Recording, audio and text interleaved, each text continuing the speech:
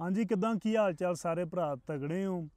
सियाने कहंदे कि तत्ते पानियां ना कदे घर नहीं सड़े ते पाथियां ढायां वैर नहीं मुकदे। चाचा मोदी ਉਹ ਹਿਸਾਬ ਆ तेरे को ਹੋਇਆ ਕੁਛ ਨਹੀਂ ਤੇ ਹੁਣ ਤੂੰ ਤਵੀਤ ਪਾਉਣੇ ਸ਼ੁਰੂ ਕਰਤੇ ਆ ਸਾਨੂੰ ਪਾਕਿਸਤਾਨੀਆਂ ਨੂੰ ਹੈ। ਅੱਜ ਡੇਰੇ ਦੇ ਵਿੱਚੋਂ ਦੁਪਹਿਰ ਟਾਈਮ ਮੈਨੂੰ ਤਵੀਤ ਲੱਭਿਆ, ਦੋ ਮਿਸਜਣ ਲੱਭੇ, ਉਹਨਾਂ ਮੈਨੂੰ ਦਿੱਤੇ। ਉਹਨਾਂ ਕਹਾ ਚੌਰੀ ਡੇਰੇ ਵਿੱਚੋਂ ਤਵੀਤ ਨਿਕਲਿਆ। ਇੱਕ ਇਹ ਪੈਨਸਲ ਨਾਲ ਲਿਖਿਆ ਹੋਇਆ ਹੱਥ ਨਾਲ, ਤੇ ਦੂਜਾ ਹੱਥ ਨਾਲ ਲਿਖ ਕੇ ਤੇ ਇਹਦੀ ਫੋਟੋ ਕਾਪੀ ਕਰਾਈ ਹੋਈ ਆ। ਹੁਣ ਵੱਲਾਹੁ ਆਲਮ ਇਹਨਾਂ ਦੇ ਉੱਪਰ ਕੀ ਲਿਖਿਆ ਹੋਇਆ, ਇਹ ਕਾਹਦੇ ਆ, ਇਹ ਖੁਸ਼ੀ ਦੇ ਆ, ਗਮੀ ਦੇ ਆ। ਜਿਹਨੇ ਲਿਖੇ ਆ ਉਹ ਜਾਣਦਾ, ਜਾਂ ਚਾਚੇ ਮੋਦੀ ਨੂੰ ਪਤਾ ਉਹਨੇ ਕੀ ਦਮ ਕਰਾ ਕੇ ਪਾਕਿਸਤਾਨ ਨੂੰ ਸੁੱਟੇ ਆ।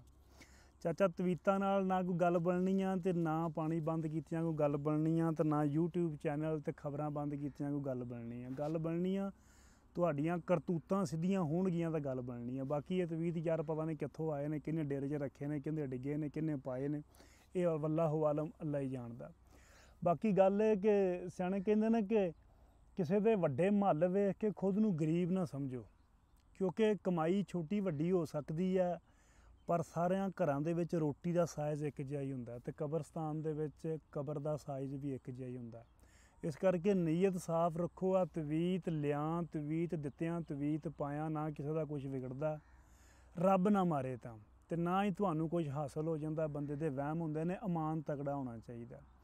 ਬਾਕੀ ਸਿਆਣੇ ਸਹੀ ਲਿਖਦੇ ਨੇ, ਉਹ ਕਹਿੰਦੇ ਨੇ ਕਿਆਮਤ ਵਾਲੇ ਦਿਨ ਅੱਲਾ ਸੋਹਣੇ ਦੀ ਅਦਾਲਤ ਦੇ ਵਿੱਚ ਢੇਰ ਲੱਗਾ ਹੋਵੇ ਤਸਬੀਹਾਂ ਵਾਲਿਆਂ ਦਾ, ਮਸੱਲਿਆਂ ਵਾਲਿਆਂ ਦਾ, ਦਾੜੀਆਂ ਵਾਲਿਆਂ ਦਾ, ਮੌਲਵੀਆਂ ਦਾ, ਮੁਰਾਬਾਂ ਵਾਲਿਆਂ ਦਾ, ਟੋਪੀਆਂ ਵਾਲਿਆਂ ਦਾ, ਬੁਰਕਿਆਂ ਵਾਲਿਆਂ ਦਾ, ਹਜਾਬਾਂ ਵਾਲਿਆਂ ਦਾ, ਤਾਂ ਰੱਬ ਸੋਹਣਾ ਆਰਡਰ ਕਰਦੇ ਕਿ ਹਿਸਾਬ ਸਾਰਾ ਨੀਅਤਾਂ ਦੇ ਹੋਵੇਗਾ, ਅਮਾਲਾਂ ਦੇ ਹੋਵੇਗਾ। ਉਹ ਬਾਬਾ ਜੀ ਫਰਮਾਉਂਦੇ ਨੁਸਰਤ ਸਾਹਿਬ ਕਿ ਉੱਥੇ ਅਮਲਾਂ ਦੇ ਹੋਣੇ ਨੇ, ਨਬੇੜੇ ਕਿਸੇ ਨਹੀਂ ਤੇਰੀ ਜ਼ਾਤ ਪੁੱਛਣੀ। ਇਹ ਗੱਲ ਆਪਣੀ ਨੀਅਤ ਠੀਕ ਰੱਖੋ, ਆਪਣੀ ਅਮਲ ਠੀਕ ਰੱਖੋ। ਵਾਪਸ ਮੁੱਦੇ 'ਤੇ ਆਉਂਦੇ ਹਾਂ। ਗੱਲ ਕਿਹੜੀ ਹੈ ਜੀ? ਗੱਲ ਇਹ ਕਿ ਮੋਦੀ ਸਰਕਾਰ ਨੇ ਤੇ ਗੋਦੀ ਮੀਡੀਆ ਨੇ ਪਾਕਿਸਤਾਨ ਦੇ 16 ਚੈਨਲ ਬਿਆਨ ਕਰਤੇ ਆ, ਜਿਹਦੇ ਵਿੱਚ ਜੀਓ ਨਿਊਜ਼ ਆ, ਸਮਾਂ ਨਿਊਜ਼ ਆ, ਸ਼ੁਏਬ ਅਖਤਰ ਦਾ ਚੈਨਲ ਵੀ ਆ, ਹੋਰ ਇੱਕ ਦੋ ਪੱਤਰਕਾਰ ਸੀ, ਉਹਨਾਂ ਦੇ ਵੀ ਇਹਨਾਂ ਨੇ ਬੰਦ ਕੀਤੇ ਆ। ਮੈਂ ਉਹ ਸਾਰੇ ਚੈਨਲ ਸੁਣੇ ਆ। ਮੀਡੀਆ 100% ਸੱਚ ਨਹੀਂ ਹੁੰਦਾ। ਜੇ ਗੋਦੀ ਮੀਡੀਆ ਝੂਠ ਬੋਲਦਾ ਤਾਂ ਪਾਕਿਸਤਾਨ ਵਾਲਾ ਮੀਡੀਆ ਵੀ ਝੂਠ ਬੋਲਦਾ, ਪਰ ਗੋਦੀ ਮੀਡੀਆ ਤਾਂ ਅਖੀਰ ਹੀ ਝੂਠ ਬੋਲਦਾ ਨਾ। ਉਹ ਇੱਕ ਬੀਬੀ ਦੀ ਤਸਵੀਰ ਚਲਾਈ ਰੱਖੀ ਇਹਨਾਂ ਨੇ ਕਿ ਉਹਦਾ ਬੰਦਾ ਮਰਿਆ ਉੱਥੇ, ਤੇ ਬੀਬੀ ਦੀ ਮੈਂ ਵੀਡੀਓ ਵੇਖਣ ਡਿਆ ਸੀ, ਕਹਿੰਦੀ ਮੈਂ ਜਿਉਂਦੀ ਜਾਗਦੀ ਹਾਂ, ਮੇਰਾ ਬੰਦਾ ਵੀ ਮੇਰੇ ਕੋਲ ਆ, ਮੇਰੀ ਪਤਾ ਨਹੀਂ ਕਿਉਂ ਇਹ ਫੋਟੋ ਚਲਾਈ ਜਾਂਦੇ ਨੇ। ਸੋ ਇਸ ਤਰ੍ਹਾਂ ਦੇ ਝੂਠ ਵੀ ਇਹ ਬੋਲ ਲੈਂਦੇ ਨੇ। ਇਹਨਾਂ ਨੇ ਉਹ ਚੈਨਲ, ਉਹ ਪੱਤਰਕਾਰ, ਉਹ ਬੰਦੇ, ਉਹ ਬੁਲਾਰੇ ਦੱਬੇ ਆ ਇੰਡੀਆ ਦੀ ਟੈਰੀਟਰੀ ਦੇ ਵਿੱਚ। ਉਹਨਾਂ ਦੇ ਚੈਨਲ ਨਹੀਂ ਚੱਲਣਗੇ ਜਿਹੜੇ ਇਹਨਾਂ ਦੇ ਝੂਠ ਨੂੰ ਐਕਸਪੋਜ਼ ਕਰਦੇ ਸੀ। ਮੈਂ ਉਹਨਾਂ ਨੂੰ ਸੁਣਦਾ ਰਿਹਾ। ਜਿਹੜੇ ਇਹਨਾਂ ਦੇ ਮੂਹਰੇ ਸਵਾਲ ਰੱਖਦੇ ਸੀ, ਜਿਹੜੇ ਇਹਨਾਂ ਦੇ ਅੱਗੇ ਸਵਾਲ ਰੱਖਦੇ ਸੀ, ਉਹ ਇਹਨਾਂ ਬੰਦ ਕੀਤੇ। ਤੇ ਇਸੇ ਤਰ੍ਹਾਂ ਇੰਡੀਆ ਦੇ ਵਿੱਚ ਵੀ ਬੜੇ ਸਿਆਣੇ ਬੰਦੇ ਹੈਗੇ, ਇੰਟਲੈਕਚੁਅਲ ਵੀ ਆ, ਪੜ੍ਹੇ ਲਿਖੇ ਵੀ ਆ, ਜਿਹੜੇ ਇਸ ਰਾਜਨੀਤੀ ਨੂੰ, ਇਸ ਗੰਦੀ ਸਿਆਸਤ ਨੂੰ ਸਮਝਦੇ ਆ ਕਿ ਇਹਨਾਂ ਨੇ ਕਾਂਡ ਆਪ ਕਰਾਏ ਆ। ਬਾਕੀ ਗੱਲ ਇਹ ਪੰਜਾਬੀਓ ਕਿ ਹੁਣ ਵੇਖਣਾ ਕਿ ਅਸੀਂ ਪੰਜਾਬੀ ਕਿਸ ਸਟੇਜ 'ਤੇ ਖੜ੍ਹੇ ਹਾਂ, ਅਸੀਂ ਕੀ ਕਰਨਾ। ਸੋਚਣ ਦੀ ਗੱਲ ਇਹ ਆ ਕਿ ਸਾਨੂੰ ਹਮੇਸ਼ਾ ਤੋਂ ਲਹਿੰਦੇ ਚੜ੍ਹਦੇ ਪੰਜਾਬ ਨੂੰ, ਜਾਂ ਪਾਕਿਸਤਾਨ, ਇੰਡੀਆ, ਜਾਂ ਇਹ ਜਿਹੜਾ ਸਾਡਾ ਸਬ ਕੰਟੀਨੈਂਟ ਏਰੀਆ, ਜਿਹੜਾ ਇਹਦੇ ਵਿੱਚ ਲੜਾਈ ਸਾਡੀ ਕਰਵਾਈ ਗਈ ਆ ਧਰਮ ਦੇ ਨਾਮ 'ਤੇ, ਅਸੀਂ ਧਰਮ ਦੇ ਨਾਮ ਤੋਂ ਉੱਡ ਕੇ ਤੇ ਇੱਕ ਦੂਜੇ 'ਤੇ ਗਲ ਪਾਈ ਜਾਂਦੇ ਹਾਂ। ਸਭ ਤੋਂ ਸੈਂਸਿਟਿਵ ਮੁੱਦਾ ਕਿਹੜਾ ਹੁੰਦਾ? ਧਰਮ ਦਾ ਹੁੰਦਾ। ਅਤੇ ਧਰਮ ਦਾ ਕੋਈ ਵੀ ਬਰਦਾਸ਼ਤ ਨਹੀਂ ਕਰਦਾ, ਕਿਉਂਕਿ ਸਾਡੀ ਪਰਵਰਿਸ਼, ਸਾਡੀ ਵਿਚਾਰਧਾਰਾ ਇਸ ਤਰ੍ਹਾਂ ਦੀ ਬਣਾਈ ਗਈ ਆ। ਸਾਨੂੰ ਤਰਬੀਅਤ ਸਕੂਲਾਂ ਕਾਲਜਾਂ ਦੇ ਵਿੱਚ ਇਸ ਤਰ੍ਹਾਂ ਦੀ ਦਿੱਤੀ ਜਾਂਦੀ ਆ ਧਰਮ ਨੂੰ ਲੈ ਕੇ ਕਿ ਅਸੀਂ ਇਨਸਾਨੀਅਤ ਨੂੰ ਭੁੱਲ ਹੀ ਜਾਂਦੇ ਹਾਂ, ਇਨਸਾਨੀਅਤ ਨੂੰ ਛੱਡ ਹੀ ਦਿੰਦੇ ਹਾਂ। ਅਸੀਂ ਸਮਝਦੇ ਹਾਂ ਕਿ ਧਰਮ ਹੀ ਸਾਰਾ ਕੁਝ ਹੈ। ਲੇਕਿਨ ਗੱਲ ਸੋਚਣ ਦੀ ਇਹ ਆ ਕਿ ਸਾਨੂੰ ਧਰਮ ਦੇ ਨਾਂ 'ਤੇ ਇਹ ਲੋਕ ਲੜਾ ਕੇ ਆਪਣਾ ਮਫਾਦ ਚੁੱਕਦੇ ਨੇ। ਆਪਾਂ ਮੀਡੀਆ ਤੋਂ ਸੁਣਦੇ ਰਹਿੰਦੇ ਹਾਂ ਕਿ ਟੈਰਰਿਜ਼ਮ, ਇਸਲਾਮ ਟੈਰਰਿਜ਼ਮ, ਜਾਂ ਮੁਸਲਮਾਨ ਟੈਰਰਿਜ਼ਮ, ਜਾਂ ਮੁਸਲਮਾਨ ਦਹਿਸ਼ਤਗਰਦ ਨੇ। ਮੈਂ ਪੁੱਛਣਾ ਚਾਹੁੰਦਾ ਕਿ ਮੁਸਲਮਾਨ ਸਿਰਫ ਪਾਕਿਸਤਾਨ ਦੇ ਵਿੱਚ ਤਾਂ ਨਹੀਂ, ਮੁਸਲਮਾਨ ਇੰਡੋਨੇਸ਼ੀਆ ਦੇ ਵਿੱਚ ਵੀ ਹੈ ਨੇ। ਫਿਰ ਇੰਡੋਨੇਸ਼ੀਆ ਦੇ ਵਿੱਚ ਦਹਿਸ਼ਤਗਰਦੀ ਕਿਉਂ ਨਹੀਂ? ਮੁਸਲਮਾਨ ਸਾਊਦੀਆ ਦੇ ਵਿੱਚ ਵੀ ਹੈ ਨੇ, ਫਿਰ ਉੱਥੇ ਦਹਿਸ਼ਤਗਰਦੀ ਕਿਉਂ ਨਹੀਂ? ਮੁਸਲਮਾਨ ਦੁਬਈ ਦੇ ਵਿੱਚ, ਕਤਰ, ਕੁਵੈਤ, ਬਹਿਰੀਨ ਦੇ ਵਿੱਚ ਵੀ ਹੈ ਨੇ, ਉੱਥੇ ਦਹਿਸ਼ਤਗਰਦੀ ਕਿਉਂ ਨਹੀਂ? ਤੁਸੀਂ ਵੇਖੋ ਕਿ ਕਰਨ ਔਜਲਾ, ਹੋਰ ਕਈ ਲੋਕ ਦੁਬਈ ਮੂਵ ਹੋਏ ਨੇ ਸਾਡੇ ਪੰਜਾਬੀ। ਉਹ ਸਮਝਦੇ ਨੇ ਕੈਨੇਡਾ, ਅਮਰੀਕਾ ਨੂੰ ਛੱਡ ਕੇ ਦੁਬਈ ਦੇ ਵਿੱਚ ਆਉਣਾ ਕਿ ਦੁਬਈ ਸੇਫ ਹੈ, ਫਿਰ ਉੱਥੇ ਦਹਿਸ਼ਤਗਰਦੀ ਕੋਈ ਨਹੀਂ। ਇੱਥੇ ਹੀ ਕਿਉਂ ਦਹਿਸ਼ਤਗਰਦੀ ਹੈ? ਸਾਡੇ ਸਬ ਕੰਟੀਨੈਂਟ ਦੇ ਵਿੱਚ, ਸਾਡੇ ਪੰਜਾਬ ਦੇ ਵਿੱਚ, ਸਾਡੇ ਪਾਕਿਸਤਾਨ, ਇੰਡੀਆ ਦੇ ਵਿੱਚ, ਕਿਉਂਕਿ ਇੱਥੇ ਲੋਕ ਵਰਤੇ ਜਾਂਦੇ ਨੇ ਅਤੇ ਨਾਂ ਲਾ ਦਿੱਤਾ ਜਾਂਦਾ ਹੈ ਸਪੈਸੀਫਿਕਲੀ ਇੱਕ ਧਰਮ ਦੇ ਨਾਲ ਜੋੜ ਕੇ ਦਹਿਸ਼ਤਗਰਦਾਂ ਦਾ ਕਿ ਮੁਸਲਮਾਨ ਦਹਿਸ਼ਤਗਰਦ ਨੇ ਜਾਂ ਇਸਲਾਮਿਕ ਟੈਰਰਿਜ਼ਮ ਹੈ। ਮੈਂ ਤੁਹਾਨੂੰ ਇਹ ਗੱਲ ਦੱਸਣਾ ਚਾਹੁੰਦਾ ਕਿ ਖਬਰਾਂ 'ਚ ਮੈਂ ਸੁਣਦਾ ਪਿਆ ਸੀ, ਕਹਿੰਦੇ ਨੇ ਜਹਾਦੀ, ਇਹ ਜਹਾਦੀ ਨੇ। ਕੋਈ ਵੀ ਬੰਦਾ ਇਹੋ ਜਿਹਾ ਗਲਤ ਕੰਮ ਕਰਦਾ ਅਤੇ ਉਹਨੂੰ ਜਹਾਦੀ ਦਾ ਨਾਂ ਦੇ ਦਿੱਤਾ ਜਾਂਦਾ। ਅੱਜ ਮੈਂ ਤੁਹਾਨੂੰ ਇਹ ਚੀਜ਼ ਸਪਸ਼ਟ ਕਰ ਦਿਆਂ ਕਿ ਜਹਾਦ ਇੱਕ ਬੜਾ ਉੱਚਾ ਨਾਂ ਹੈ, ਬੜੀ ਵੱਡੀ ਗੱਲ ਹੈ। ਇਹਨਾਂ ਲੋਕਾਂ ਨੇ ਦੂਸਰੇ ਇਨਸਾਨ ਨੂੰ ਮਾਰਨਾ ਜਹਾਦ ਬਣਾ ਦਿੱਤਾ ਹੈ। ਇਸਲਾਮ ਦੇ ਵਿੱਚ, ਕੁਰਾਨ ਦੇ ਵਿੱਚ ਇਹਦਾ ਮਤਲਬ ਹੈ ਜਦੋਜਹਿਦ ਕਰਨਾ। ਜਹਾਦ ਦੋ ਕਿਸਮ ਦੇ ਹੁੰਦੇ ਨੇ, ਜਹਾਦ ਅਕਬਰ ਤੇ ਜਹਾਦ ਅਸਗਰ।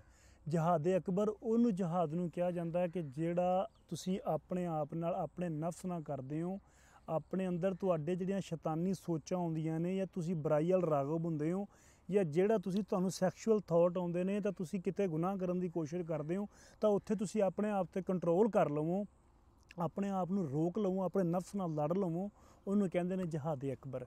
ਇਹਦੀਆਂ ਵੀ ਅੱਗੇ ਕਿਸਮਾਂ ਹੁੰਦੀਆਂ ਨੇ। ਅਤੇ ਇੱਕ ਹੁੰਦਾ ਜਹਾਦ ਅਸਗਰ। ਜਹਾਦ ਅਸਗਰ ਉਹਦਾ ਮਤਲਬ ਇਹ ਹੈ ਛੋਟਾ ਜਹਾਦ ਜਿਹੜਾ ਤੁਸੀਂ ਆਪਣੀ ਸੁਸਾਇਟੀ ਵਿੱਚ, ਆਪਣੇ ਮਾਸ਼ਰੇ ਵਿੱਚ ਕਰਦੇ ਹੋ ਇਨਸਾਨਾਂ ਵਾਸਤੇ, ਕਿ ਮਾਸ਼ਰੇ ਦੇ ਵਿੱਚ ਕੋਈ ਬੁਰਾਈ ਹੋ ਰਹੀ ਹੈ ਅਤੇ ਤੁਸੀਂ ਉਹਨੂੰ ਰੋਕ ਰਹੇ ਹੋ, ਉਹਦੇ ਵਾਸਤੇ ਲੜ ਰਹੇ ਹੋ, ਉਹਨੂੰ ਕਹਿੰਦੇ ਨੇ ਜਹਾਦ ਅਸਗਰ। ਬਾਕੀ ਮੇਰੇ ਕੋਲ ਇਹਦੇ ਬਾਰੇ ਹੋਰ ਵੀ ਡਿਟੇਲ ਹੈਗੀ ਹੈ, ਮੈਂ ਲਿਖ ਲਈ ਸੀ ਤਾਂ ਕਿ ਮੈਂ ਕਿਹਾ ਯਾਰ ਕੁਛ ਇਹ ਸੈਂਸਿਟਿਵ ਮੁੱਦਾ, ਕੁਰਾਨ ਪਾਕ ਦੀਆਂ ਗੱਲਾਂ ਨੇ, ਕਿਤੇ ਕੁਛ ਗਲਤੀ ਨਾ ਮੇਰੇ ਕੋਲ ਹੋ ਜਾਵੇ, ਅਤੇ ਮੈਂ ਤੁਹਾਨੂੰ ਪੜ੍ਹ ਕੇ ਦੱਸ ਦਿੰਦਾ ਕਿ ਜਹਾਦ ਦੀਆਂ ਜਿਹੜੀਆਂ ਕਿਸਮਾਂ ਨੇ। ਮੈਂ ਤੁਹਾਨੂੰ ਪਹਿਲਾਂ ਜਿਵੇਂ ਦੱਸ ਕੇ ਹਟਿਆ, ਜਹਾਦ ਬਿਲ ਨਫਸ ਜਿਹੜਾ ਤੁਹਾਡੇ ਅੰਦਰ ਦਾ ਜਹਾਦ ਹੈ, ਉਹ ਜਹਾਦ ਅਕਬਰ ਦੀ ਕਿਸਮ ਹੈ। ਉਸ ਤੋਂ ਬਾਅਦ ਜਿਹੜਾ ਜਹਾਦ ਬਿਲ ਇਲਮ, ਤੁਸੀਂ ਕਲਮ ਚੁੱਕ ਕੇ ਇਲਮ ਪੜ੍ਹ ਕੇ ਉਹਦੇ ਨਾਲ ਇਲਮ ਸਿੱਖਣਾ, ਆਪਣੇ ਹੱਕ ਦੀ ਗੱਲ ਕਰਨਾ, ਉਹ ਵੀ ਇੱਕ ਜਹਾਦ ਹੈ। ਜਹਾਦ ਬਿਲ ਮਾਲ, ਪੈਸੇ ਦਾ ਜਹਾਦ, ਜਿਹੜਾ ਤੁਹਾਡੇ ਕੋਲ ਪੈਸਾ ਉਹਦੇ ਵਿੱਚੋਂ ਤੁਸੀਂ ਸਦਕਾ ਕਰਦੇ ਹੋ, ਖੈਰਾਤ ਕਰਦੇ ਹੋ, ਦੀਨ ਦੇ ਕੰਮਾਂ ਦੇ ਵਿੱਚ ਇਨਸਾਨੀਅਤ ਦੀ ਖਿਦਮਤ ਕਰਦੇ ਹੋ, ਉਹਨੂੰ ਵੀ ਜਹਾਦ ਕਿਹਾ ਜਾਂਦਾ ਹੈ। ਜਹਾਦ ਬਿਲ ਅਲਸਾਨ, ਜ਼ਬਾਨ ਦਾ ਜਹਾਦ, ਕਿ ਤੁਸੀਂ ਹੱਕ ਲਈ ਬੋਲਦੇ ਹੋ, ਸੱਚ ਲਈ ਬੋਲਦੇ ਹੋ, ਹੱਕ ਸੱਚ ਦੇ ਨਾਲ ਖਲੋਂਦੇ ਹੋ, ਇਹ ਵੀ ਜਹਾਦ ਹੈ, ਜਿਹੜੇ ਸਾਡੇ ਕੁਝ ਅੱਜ ਕੱਲ੍ਹ ਲੋਕ ਕਰਦੇ ਵੀ ਪਏ ਨੇ। ਜਹਾਦ ਬਿਲ ਸੈਫ, ਤਲਵਾਰ ਦਾ ਜਹਾਦ, ਜਿਹੜਾ ਤੁਸੀਂ ਉਸ ਸੂਰਤ ਦੇ ਵਿੱਚ ਕਰਦੇ ਹੋ ਜਿੱਥੇ ਕਿ ਤੁਹਾਡੀ ਸੁਸਾਇਟੀ ਦੇ ਵਿੱਚ ਜ਼ੁਲਮ ਹੋ ਰਿਹਾ, ਜਬਰ ਹੋ ਰਿਹਾ, ਉੱਥੇ ਤੁਸੀਂ ਤਲਵਾਰ ਚੁੱਕਦੇ ਹੋ ਉਸ ਬੁਰਾਈ ਦੇ ਖਿਲਾਫ, ਉਹਨੂੰ ਵੀ ਜਹਾਦ ਕਹਿੰਦੇ ਨੇ। ਅੱਗੇ कुरान में जहाद का तस्वर अल्लाह ताला फरमाते ने कि और अल्लाह के रास्ते में जहाद करो जैसे कि जहाद करने का हक़ है सूरतुल हज दे विच दस्या गया। और तुम इन लोगों से लड़ो जो तुमसे लड़ते हैं मगर ज़्यादती मत करो, ये कुरान पाक दे लिखा सूरतुल बकरा दे विच।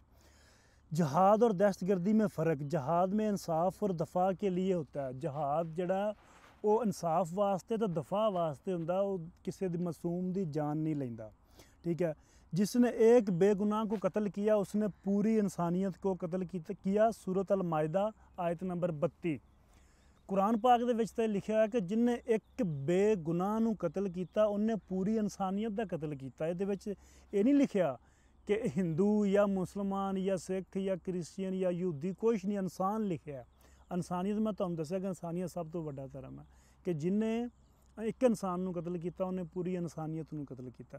सो इस करके जिहड़ा इंडियन गोदी मीडिया दिन रात जहादी जहादी ते इन्हां दे बाकी पत्रकार दिन रात जहादी जहादी लफ्ज़ गलत है।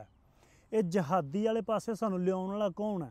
ये जहादी लाउण वाला साडे नां दे नाल टैग अमेरिका है, क्योंकि अमेरिका ने सानूं लोगों नूं इमोशनल ब्लैकमेल करके अपणियां लड़ाइयां दे विच झोंकिया ते जहाद दा नां दहशतगर्दी दे नाल जोड़ता कि जहाद करदे ने। ये जहाद नहीं है, ये बगैरती है जो मासूम लोगों नूं मारदे ने। ते साडे गोदी मीडिया नूं भी ये चाहीदा ते बाकी पत्रकारां नूं भी ये चाहीदा कि वो बिल्कुल भी इन्हां गंदे लोकां दे नाल लफ्ज़ जहाद कदी भी ना जोड़न। अजकल हर इंसान चाहे हिंदू है मुसलिम है कोई भी है जहाद करता है, क्योंकि इसका मतलब है जद्दोजहद, कोशिश। समझ आई ना गल दी। ते बाकी मैं सैकल चोर ते गोबर दीयां गल्लां सुणदे सी, वो कहंदे जी शहबाज शरीफ हस्पताल दे विच बीमार पिया, उहनूं कुछ भी नहीं भरा, हुण लंघ के गईयां गड्डियां उन्हां दियां इत्थों मोटरवे तो। हाँ बाकी आसम मुनीर जिहड़े chief of army staff Pakistan आखे जी वो बीमार पिया, भरा उन्हां नूं कुछ भी नहीं होया, चंगे भले लगे फिरदे ने।